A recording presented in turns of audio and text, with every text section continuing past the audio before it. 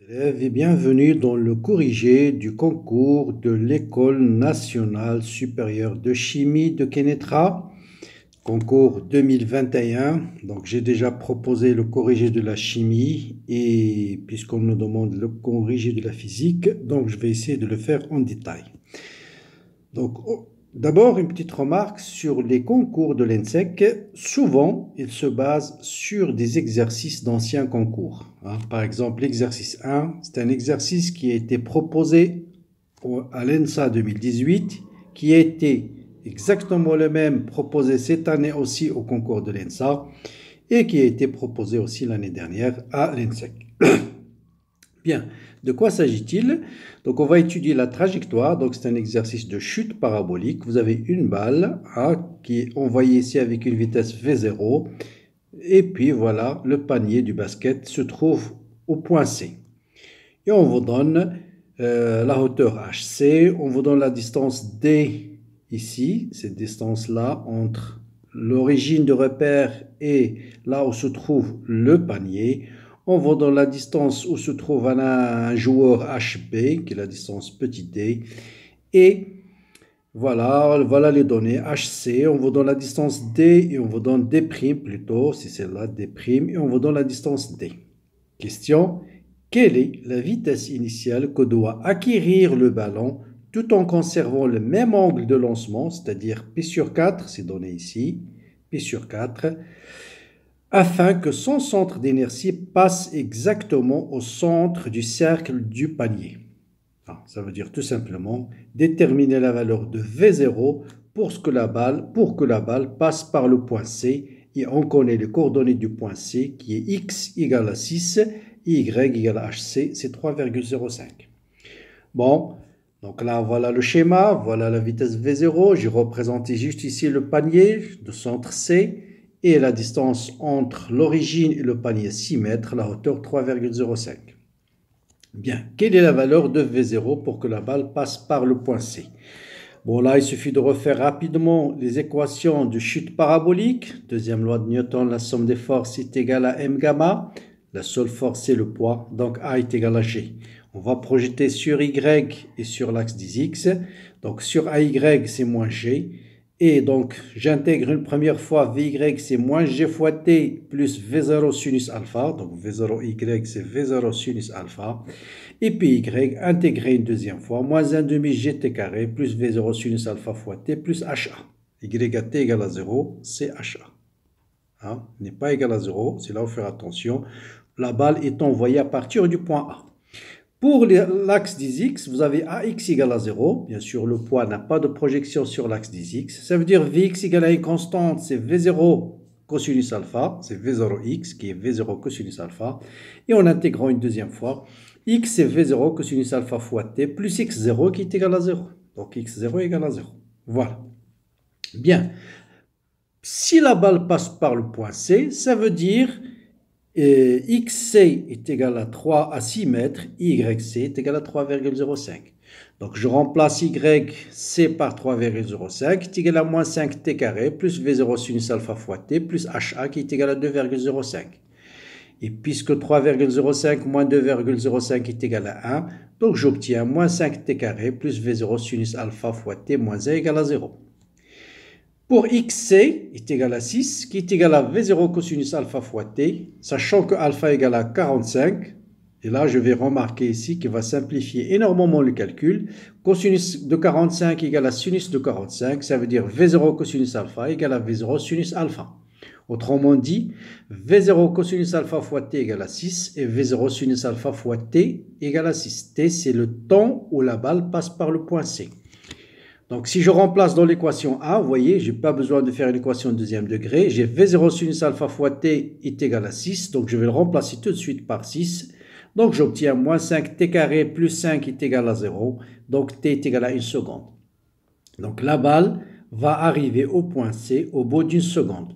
Donc, si je connais t égale à 1 seconde, je remplace dans cette équation 2 et je trouve V0 égale à 6 sur cosinus de pi sur 4, c'est-à-dire 6 sur 1 sur racine de 2, donc ça sera 6 fois racine de 2, donc c'est la réponse C. Donc voilà pour cette question. Mais là, cette remarque elle est importante, ça vous évite de faire une équation de deuxième degré, delta, on n'a pas besoin. Bien. Quelle est la vitesse au point C? Donc là, il suffit de déterminer les composantes de la vitesse au point C, c'est-à-dire la vitesse au point C va avoir une composante V0x et V0y. Hein.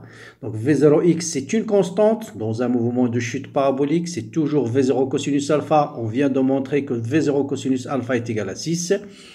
Et voilà, donc vous avez V0, c'est 6 racine de 2. Si vous multipliez par cosinus alpha qui est égal à 1 sur racine de 2, ça vous donne 6. Et Vy, c'est moins G fois T plus 6. Je remplace G par 10. Donc, et TC est égal à 1. Donc, moins 10 plus 6 est égal à moins 4. Vous voyez bien, au point C, la vitesse, elle est négative. Et Vx, elle est positive. Parce qu'il est dans le sens opposé à l'axe des Y. Pourquoi? La vitesse Vy égale à moins 4. Donc, le vélomodule, c'est racine carrée de 36 plus C, c'est racine carrée de 52. Et ça vous donne 7,2. C'est la réponse A. Bien. Voilà pour la question 22 et question 23, 21 et 22. On va passer à la question 23. Toujours, on conserve toujours le même angle de lancement. On vous dit à quelle position doit se trouver, à quelle hauteur minimale de l'attaquant doit se trouver pour qu'il puisse toucher le ballon. La hauteur des doigts vaut exactement, et là, c'est pas vrai, c'est pas exactement, on va voir que ceci est une valeur approchée. Il y a beaucoup d'erreurs, certaines erreurs dans ce concours. Bien, on va voir. Donc voilà le schéma, voilà le joueur. Le joueur, il se trouve à la distance de 3 mètres.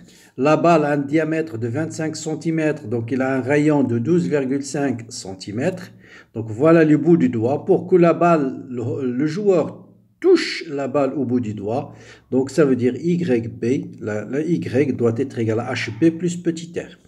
Et XB égale à 6, à 3. Donc voilà, je remplace XB par 3 et je trouve l'instant où la balle va arriver en ce point. Donc TB, puisque toujours je profite du fait que V0 cosinus alpha égale à 6. Donc voilà, je trouve TB égale à 0,5, hein, facilement. Ensuite, je remplace YB par HB plus petit r, c'est moins 5, TB au carré, plus V0 sinus alpha qui est toujours égal à 6, vous voyez, ça aide beaucoup, fois TB plus HA. Vous remplacez TB par 1,5 et vous allez trouver facilement que HB plus R, c'est 3,8. Faites attention, c'est HB plus R qui est égal à 3,8. Donc HB, c'est 3,8 moins le rayon qui est 0,125 et ça me donne 3,67. Donc vous voyez, ce n'est pas exact. Donc on me donne deux valeurs qui sont proches, 3,55 et 3,80. Donc la valeur la plus proche, c'est 3,55. Donc c'est la réponse A. Bien. Donc voilà pour le premier exercice. Pour le deuxième exercice, vous allez voir, il n'y a pratiquement pas de calcul à faire. Donc on va charger un condensateur, ensuite on va le décharger à travers une bobine idéale. Et on vous dit quelle est l'expression du courant et quelle est l'expression de la tension en bord de la bobine. Voilà, on vous donne oméga 0, oméga 0, oméga 0. Donc vous voyez déjà par élimination, dans un circuit LC, vous savez qu'oméga 0 c'est 1 sur racine carrée de LC, donc je barre déjà ces deux réponses. Donc, il me reste juste à choisir entre la réponse A et la réponse C.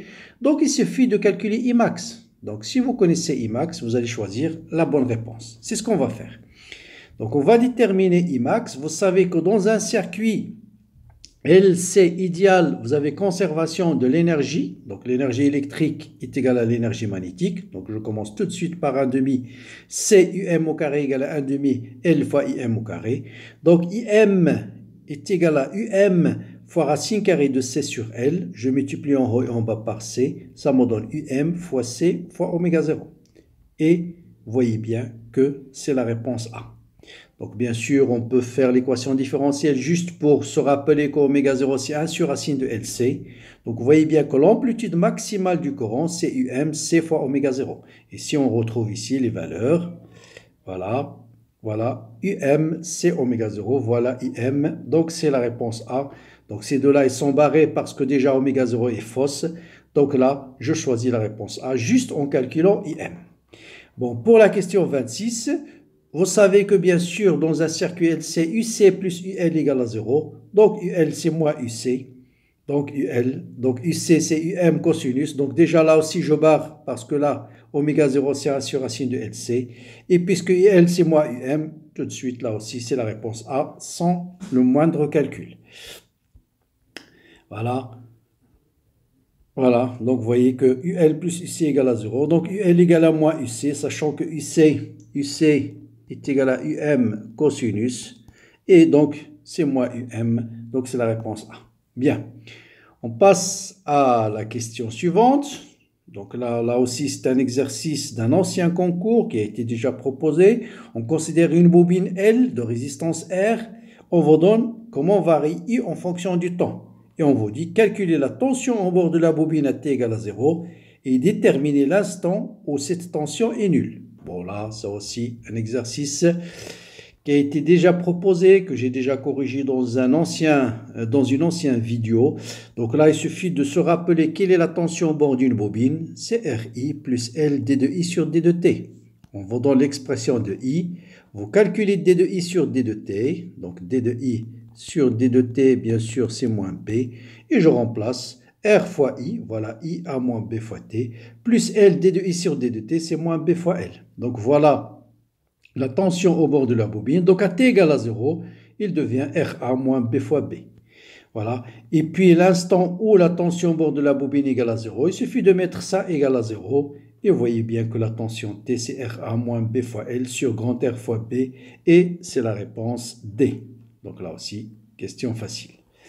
Là où il y a un peu de calcul, c'est la question exercice 6. C'est ça qui est nouveau un peu pour vous. Donc, déterminer l'équation de vibration de l'équation de l'élongation d'une onde harmonique se propageant selon le sens décroissant. C'est là où faire attention, selon le sens décroissant. Voilà une onde qui se propage dans le sens positif et une onde qui se propage dans le sens négatif. Bien sûr, l'émetteur, il est là. Bien, on vous dit quoi? L'amplitude, c'est 2 cm. On vous donne la fréquence et on vous donne la vitesse. Et on vous donne 4 propositions. Bien. Déjà, on va éliminer 2. Lesquelles? On va éliminer une seule qu'on peut éliminer déjà à première vue. C'est là où il y a 200 pi fois t. Parce que la fréquence, c'est 600. Et on va voir que la forme générale, c'est sinus 2 pi fois f fois t. Donc 2 pi fois 6 fois 600, ça donne 1200. Donc il doit avoir 1200 pi fois t. Donc 1200 pi fois t, 1200 pi fois t. Donc déjà la réponse D à éliminer. L'amplitude c'est 2 cm, donc dans les 3 cas c'est 2 cm, parce que faire attention ici c'est en mètres. Donc là, il suffit de calculer maintenant cette partie-là. Bien. Comment varie l'équation de l'élongation d'un point n en général en fonction de y et de t? C'est cosinus 2pi sur t, facteur de t, plus θ. Θ c'est le décalage temporaire, c'est x sur v. D'accord? Et souvent c'est plus ou moins. Le signe moins, c'est une onde qui se propage dans le sens croissant. Le signe plus, c'est une onde qui se propage dans le sens décroissant. Donc la forme générale, c'est ym cosinus 2pi f fois t, parce que 1 sur t c'est f, plus ou moins 2pi fois t fois v, c'est lambda. 2pi sur lambda fois x. Donc voilà la forme générale de l'élongation d'un point m en fonction. En général, il faut ajouter un déphasage plus phi. Mais là, c'est pas donné. Bien. Donc on va calculer, on a dit que 2pi fois f, c'est 1200 fois p. 1 sur lambda, c'est 600 sur 300, c'est 3. Donc ça vous donne directement 1200 pi fois t plus ou moins 6 pi fois x. Donc vous voyez bien que on a une onde qui se propage dans le sens croissant, c'est avec un signe moins. L'onde qui se propage dans le sens décroissant, c'est avec un signe plus. Donc c'est la réponse B. C'est là où il y a plus 6 p fois x. Donc la bonne réponse, c'est avec un signe plus. Donc on va garder le sens décroissant. Ça, c'est le sens décroissant. Décroissant. Voilà. Bien. Donc voilà pour cette question. Ensuite, il y a juste des questions de cours. Laquelle des affirmations suivantes est fausse? Donc c'est laquelle qui est fausse? Ça veut dire que vous avez 3 qui sont vraies. Une onde se propage, sonore ne se propage pas dans le vide, c'est vrai. Une onde sonore est une onde progressive, c'est vrai. Une onde sonore est une onde tridimensionnelle. Bien sûr, si vous parlez, tout le monde qui vous entoure, il vous entend, donc c'est une onde à 3 dimensions. Une onde sonore est transversale, donc voilà la réponse qui est fausse, c'est la réponse D. Bien. Cocher là, c'est cocher la bonne réponse. Ça veut dire que vous avez une seule qui est bonne et 3 qui sont fausses. C'est l'inverse de l'exercice 7. La fréquence d'une onde lumineuse monochromatique dépend du milieu de propagation. Ça, c'est une vraie. Donc, on va s'assurer que les 3 autres sont fausses. Seules les interférences mettent en évidence la nature ondulatoire. C'est faux. Donc, il y a les interférences, il y a la diffraction, même s'il s'agit à peu près du même phénomène. Le phénomène de dispersion de la lumière indique que la célérité dépend de la fréquence. La célérité dépend. Le phénomène de dispersion de la lumière indique que la célérité dépend de la fréquence. Non, la célérité, elle dépend de la nature du milieu. La longueur d'onde de laser est indépendante du milieu. C'est faux. Donc là aussi, la longueur d'onde, elle dépend de la nature. Elle dépend de l'indice de réfraction. Donc la seule bonne réponse, bien sûr, c'est la réponse A. Bien. On passe à toujours une question de cours. Laquelle des affirmations suivantes est fausse? Là aussi, vous avez 3 bonnes réponses. Une onde lumineuse possède une longueur d'onde de quelques centaines de nanomètres. C'est vrai. Donc, il suffit de rappeler le rouge si c'est 100 nanomètres. Une onde lumineuse possède une fréquence de quelques centaines de tétra. Donc, c'est vrai. Là aussi, hein, la fréquence c'est C sur T. C'est en général de 400, spectre visible de 400 jusqu'à 800 THz, c'est-à-dire 10 puissance 12 Hz, c'est vrai.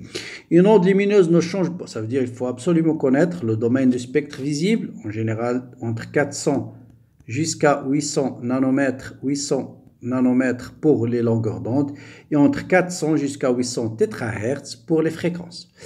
Une onde lumineuse ne change pas sa fréquence en changeant de milieu de propagation. Bien sûr, la fréquence il ne change pas, c'est la longueur d'onde qui change. Une onde lumineuse a besoin d'un support matériel pour se propager. C'est faux. Les ondes lumineuses se propagent dans le vide. Donc la fausse réponse, c'est la réponse D. Question 10. Donc c'est un exercice sur la diffraction. On va dans la longueur d'onde, on va dans la distance entre l'écran et la figure d'observation, on vous donne la largeur de la tâche centrale et on vous dit calculer la largeur de la fente. Bon, ça c'est question classique. A, c'est 2 lambda fois L sur D. Avec un petit calcul, vous allez trouver 0,12 mm. Donc la réponse, c'est la réponse A. Bon, question 11, 1 gramme de... Donc là, en général, question 33, 34, c'est juste des calculs, hein. Donc là, il faut essayer de faire ces calculs rapidement.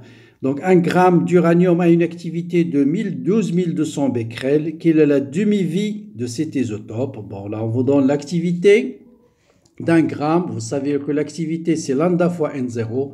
Donc lambda, c'est A0 sur N0. Et N0, le nombre de noyaux, c'est le nombre d'Avogadro fois la masse divisé par la masse molaire.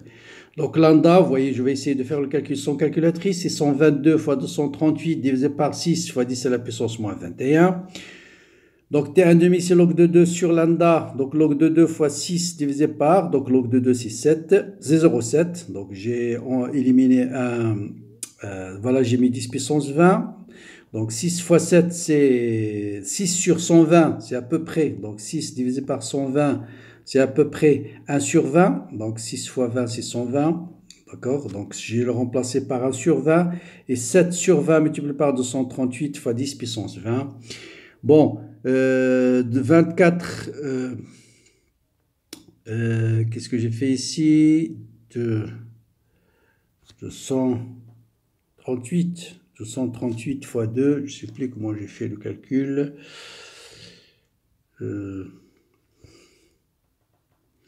Bon, j'ai oublié de faire les étapes du calcul. De toute façon, faites le calcul, vous allez trouver la réponse, c'est 1,4, 10 puissance 20. Bon, maintenant, on vous dit, question 12, quelle est déterminer T1,5 et le nombre de moles. Là aussi, il faut faire très attention. Lambda, vous allez trouver, donc je reviens à la question, pour mieux se rappeler. Donc, on vous dit, cochez la réponse suivante. Je réponds juste, on vous donne l'oxygène, on vous donne log de 2, log de 3, la période, et on vous dit la constante radioactive, il est comprise entre quoi et quoi? Le nombre de moles d'oxygène est compris entre ça et ça.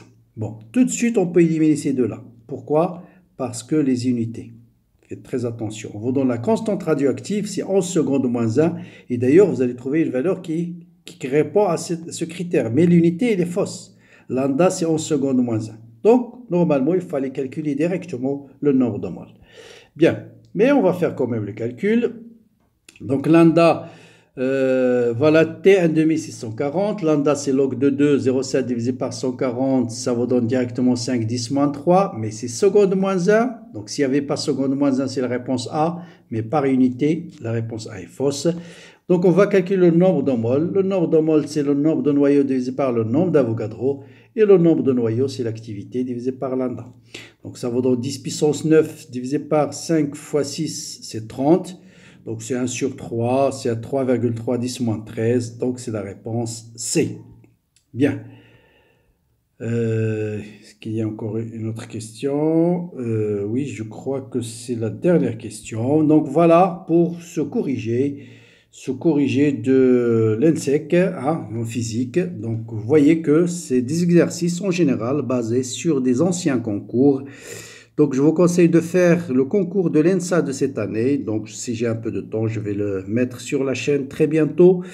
Voilà, je vous souhaite bon courage, bonne continuation. Bien sûr, n'hésitez pas à vous abonner à la chaîne. Et dans la chaîne, vous allez trouver beaucoup de vidéos pour les élèves qui ont obtenu leur bac. Ça va vous aider énormément à bien démarrer, que ce soit votre cycle prépa ou vos écoles d'ingénieurs ou à l'université. Bon courage à tous et à très bientôt.